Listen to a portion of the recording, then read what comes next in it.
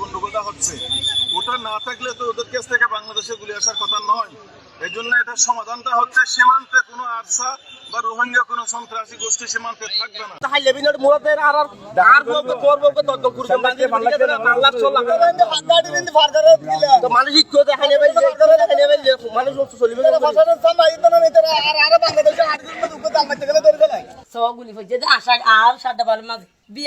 বিয়ালে রাখবার মাঝে বেইনে রাখবে বেইনালতে মারাত আছে গুলি আর সুতার ফেরাউন থাকে তো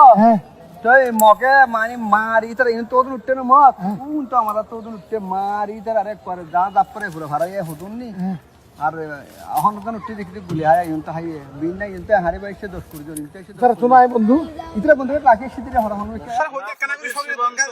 ডাক্কান দিয়ে ধরেন আর্মি অসংখ্য গুলি বর্ষণ করছে যেগুলি আর বাংলাদেশি মানুষের বহুত পরিবারে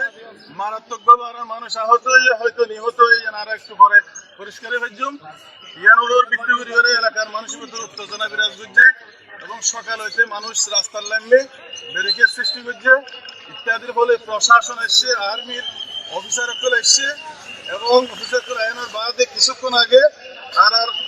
সাবেক এমপি জনাব শাহজাহান চৌধুরী এবং আইনসহ আর্মি অফিসারগুলো আরো বসছি ইতারা লেখেন সন্তোষজনক আলাপ আলোচনা হয়নি। আর অনুরোধ করছি যে সীমান্ত মাঝে এ ধরনের বিচ্ছিন্নতাবাদ অনেক যাতে না রাখি যাতে ফ্রি করে দেয়। বাংলাদেশের মাটি ব্যবহার করে কেউ এখান থেকে অন্য জায়গায়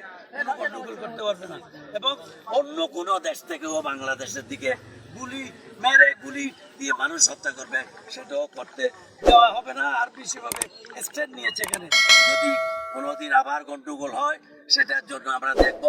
আমাদের সেনাবাহিনীর সাথে আমরা সকলে একাত্মতা হয়ে এই আপনার যারা সন্ত্রাসী তাদের সাথে মোকাবেলা করব। ঠিক আছে, আমাদের মানুষের রক্ত যাতে এই এলাকায় বা